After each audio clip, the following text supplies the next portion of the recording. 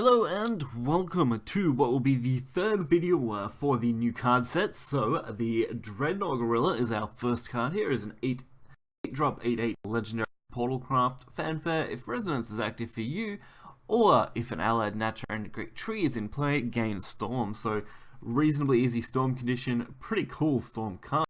And an 8-drop 8/8 is a reasonable one for 8 damage for Storm, plus 10 in Evo even. So really looking forward to giving that a go. It could be a game changer for Portal and creating a full-blown Storm deck, so worth a shot. Then we have a Drill Hedgehog, a 2-drop 2/2 a bronze card for Portalcraft, also a Natura card, as was the Gorilla. Then put a Natura and Great Tree into your hand. If Resonance active for you, gain Rush. So not bad again, pretty decent overall. Its stats are basically normal for a 2/2. If it was any higher, it'd probably be a little overpowered, but great. We get the Great Tree generation, so that's decent for a card. And, of course, cute Drill Hedgehog. Then we have Enigmatic Ava. It is a 1-drop silver card for Portal Natura. This is, of course, the one that every craft has got a version of. Put a Natura and Great Tree in your hand, recovering 1 play point on the 5th turn or later, and then the 10th turn or later, putting a Radiant Artifact in your hand. Then we have Revenant Ram, a 2-drop 2/2 bronze card, Shadowcraft Natura, fanfare. Put a Natura and a Great Tree into your hand. Last word, gain 1 shadow. And retaining, of course, that last word. So this is the pretty generic Great Tree generation for Shadowcraft. It seems like every craft has got a similar card for this as well, which is the basic bronze 2-drop that generates the Great Tree and gives a bonus effect. Then we have Immortal Elephant, a 5-drop 4/3 gold card. Can't be targeted by enemy spells and effects. That's actually pretty decent. Last words. Give a random allied Natura and Great Tree last word and an Immortal Elephant. So you could pretty much have not infinite, but really high numbers of Immortal Elephants, which is great. So this could really work out for Shadowcraft. Also, it could be good shadow generation potentially, and is reasonably costed for its ability and cost. So I don't mind that. Then we have Adept Theft. It is Adept Thief. Sorry, 3-drop 3/3 bronze card for Swordcraft. It is an officer trait. Fanfare, choose, put either a Gilded Boots or Gilded Necklace in your hand. Nice they're not forgetting about the Gilded cards. They're still going to continue being added, and also the choice mechanic. So it's nice that we're seeing, some throwbacks to the older mechanics of decks, at least in this expansion as well. Then we have Tempered Aether, a 1-drop silver card, of course. It is as well a Sword Natura card.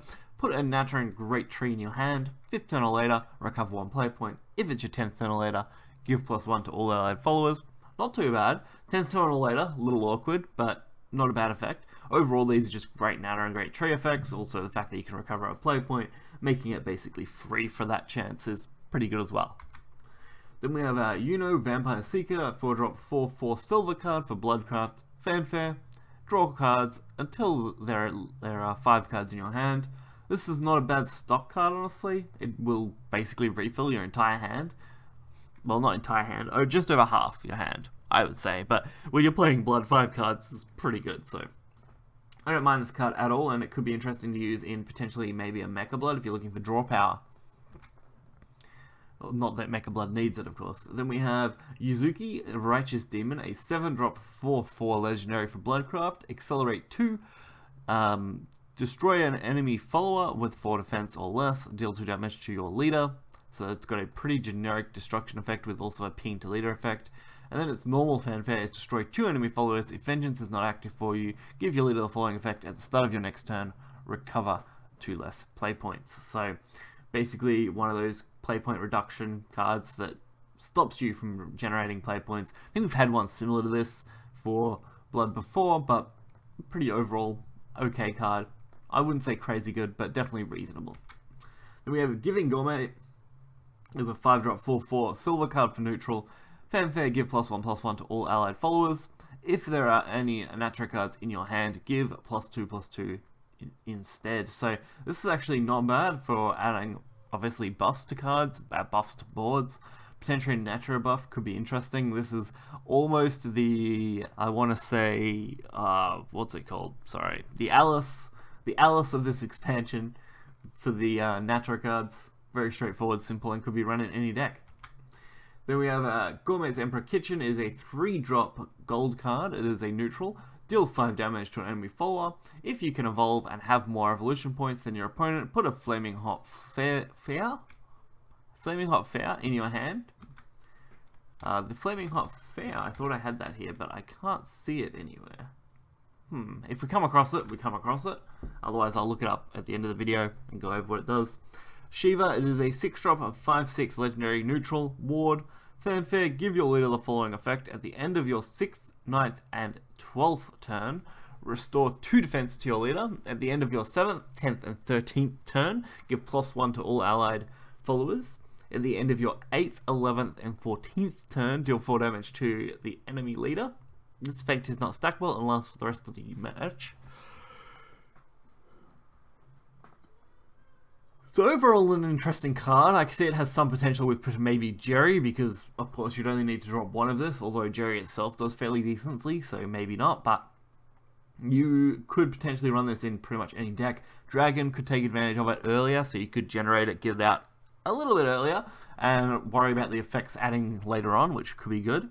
Otherwise, I just think it's a fun card, has some potential, and I would love to see where it can slot in other decks.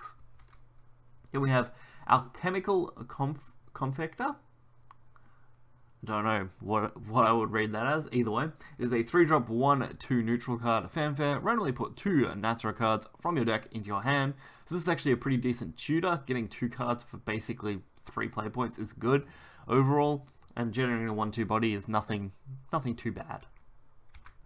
Then we have Elven Century. It is a 6-drop 4/4 bronze card for Forestcraft. Does have Rush, getting +1/+1 for each fairy in your hand. So more fairy support. Not much I can say about that. If it gets Storm, definitely could be strong. Otherwise, a bit awkward to play.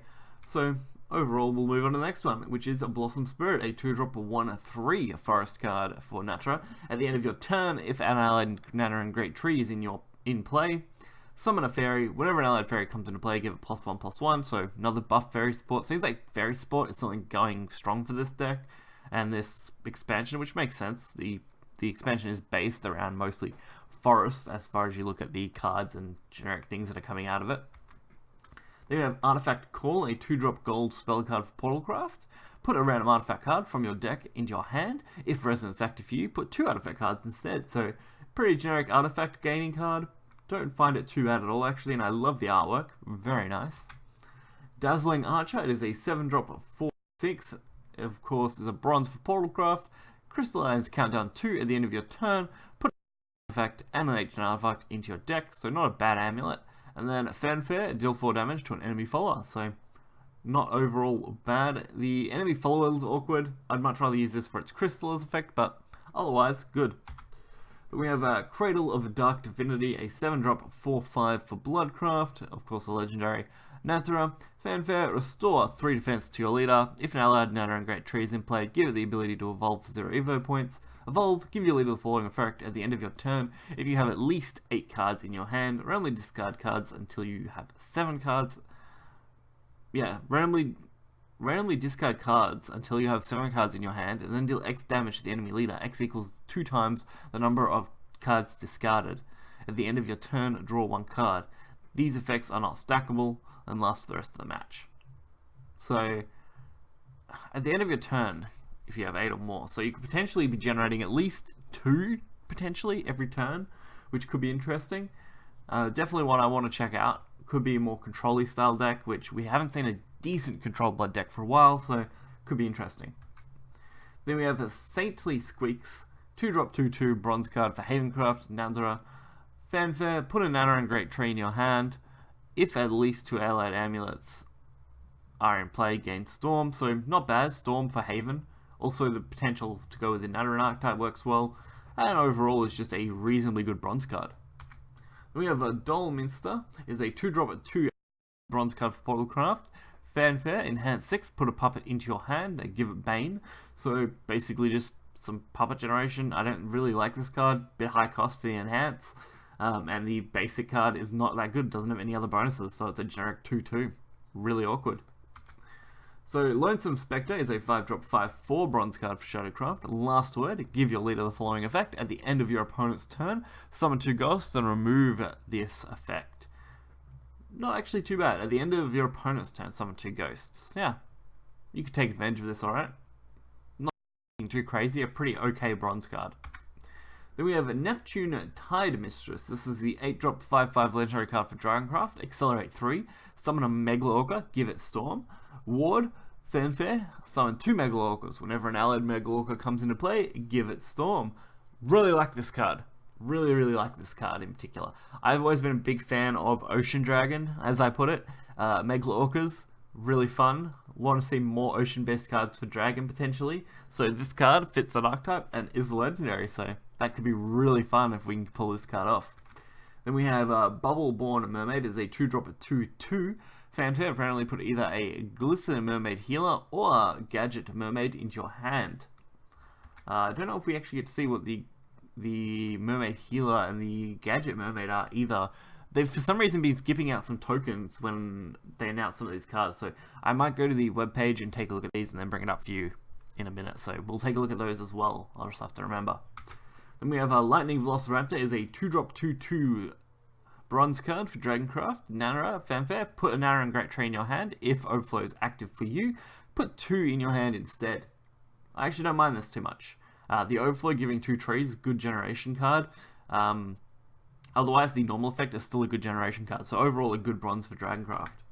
Then we have Whirlwind Peri, 3-drop 2/2 silver card for Dragoncraft. Natura, Fanfare, if an allied Natura and Great Trees are in play, randomly destroy 1 and gain an empty play point. Last word, if there are no allied Great Trees in play, summon a Natura and Great Tree. Last word, again, following that last effect. So really okay card, like it, more generation, potential value as well, really good for empty play point generation. Overall a good card. Feral Aether is a 1-drop silver card for Dragoncraft. Natura, of course, this is the generic card that every craft is getting, so putting a Natura and Great Tree in your hand, if this is a 5th turn or later, recover 1 play point, and then the exclusive dragon effect is if this is 10th turn or later, put a Windblast Dragon in your hand. Then we have Phoenix Howl, a 5-drop gold card for Dragoncraft. Summon a Star Phoenix, deal 2 damage to all enemy followers. So, actually pretty decent, don't mind this overall. A little awkward to play sometimes, but I do love Star Phoenix. Always been a really nice looking card and a solid one overall, so pretty good. Then we have Knight of the Living Dog, a 1-drop 1/1 silver card for Shadowcraft. Natura, Rush, whenever an allied Natura and Great Tree is destroyed, gain +2/+2. This card is adorable, I'll say that to start with. Otherwise, its effect is fairly decent, especially considering it gains off the value of destroyed Great Trees to up its potential stats, and being a 1-cost, you could potentially set this up, say, turn 6, have some decent trees in your hand already, play, say, 3 trees, you've now got a 1-cost 7/7 with decent draw set up already, and Natura and trees destroyed, so good value overall.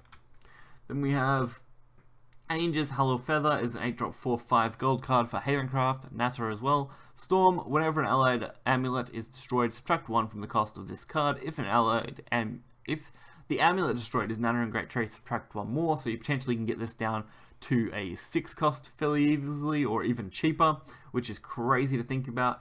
Has great potential in, of course, Amulet Haven decks, Storm Haven decks. Unlimited could really use this card. Overall, just a really good gold card. It's definitely above average for what Haven usually gets for these kind of golds, so really cool to see that as a support card potentially. Then we have Apex Elemental, is a 7-drop 3/3 legendary for Runecraft. It is also Natura. Accelerate 1, return an allied amulet to your hand and deal 2 damage to an. If the returned card is a Natura and Great Trade, deal 3 damage instead. This card can only be played while both targetable allied cards and enemy cards are in play, so pretty okay ability for a 1-drop, so I don't mind that. Ward, Fanfare, if allied amulets are in play, return 1 to your hand, deal 2 damage to all enemy followers. If the return card is Natura and Great Tree, deal 3 instead. Not a big fan of its 7-drop effect, a little awkward, a little hard to use, but its base effect being a 1-cost spell is fairly reasonable for the potential 3 damage that you could remove, or even 2 damage is pretty good as well. Not good that you can't target face with it, but pretty decent for the base effects. Then we have Thon. I'm not sure if that's how you pronounce it, but that's how I'm going with it. It's a 2-drop 1/2 legendary for Shadowcraft, so a cheap one. Fanfare, if at least 10 allied cards with last word effects have been destroyed this match, so could work. Give your leader the following effect. Whenever an allied follower or amulet comes into play, give it last word, deal 2 damage to the enemy leader. Not stackable. Obviously, this effect is not stackable and lasts for the rest of the match. Last word, draw a card. Really like this. This actually gives it to every last word, including ones that are given to cards. So Hound also would count. All you need to manage to do is obviously have the last word cards destroyed, and if you're building around that kind of effect, that could really be not too difficult. Then we have Silent Laboratory reprints. This is just the 2-drop silver amulet for Runecraft, the Earth Sigil. Randomly summon a following Clay Golem or Zombie. So I just wanted to make sure we covered that for thoroughness. Then we have Pine Holy Police, a 1-drop 1/2 silver card for Havencraft. Fanfare, give an allied follower rush and deal 1 damage to that follower. Not too crazy, pretty generic. Giving rush is okay. Don't know if I'm a big fan of this one. And that is all those cards so far, so I'll try and find those token cards so we can take a look at those and be right back. So this is why they didn't show that token off. I believe we've seen the Flaming Hot Fair from one of the other cards as well. The neutral gold card, deal 2 damage to the enemy follower, deal 2 damage to the enemy leader if the defense is higher than yours. I think we've seen this. If we haven't, we have now. So that's what we get for the Flaming Hot Flare from the Gourmet's Emperor. So now we'll take a quick look at the Dragon one. And for the Dragon one, I believe these are some older cards, I think, based on that they're not listed firstly as tokens. So that's why they obviously didn't appear. So the first one here is the 1-drop 0/3, which we've looked at before. At the start of your opponent's turn, restore 2 defense to other allied followers. And the other card, that's featured cards, Gadget Mermaid, yeah, so the 2-drop 2/1, Fanfare if another allied machine or follower is in play, give it Storm, gain Storm. Pretty okay, we've looked at that card before as well. So that's why they didn't include the tokens, because they're not technically tokens, they're obviously normal cards. It would be nice though if sometimes they did, so at least know, or at least say the mention somewhere on there that they're the old cards, so I know to reference them, because remembering every card's name is definitely not something I'm able to do off the top of my head. So remembering every card, unless it's a big major card that I remember, isn't always easy. So we've now looked at every single card from this expansion, so, well, not this expansion, but from this set of cards from the expansion so far. We should have almost all of them announced soon. Of course, the pre-release will happen, which means they'll all be revealed by then, no doubt. So we've only got about 5 days left for all the cards to come out. We've looked at really big chunks so far. I think I've easily looked at over nearly 70, almost 70 cards, of course including tokens, so if you cut those it's probably closer to 50, but that's nearly at least half the cards so far. So hopefully you guys have enjoyed it. If you have, hit like and subscribe. You'll find any information you could ever need in the descriptions below. Till next time guys, see ya.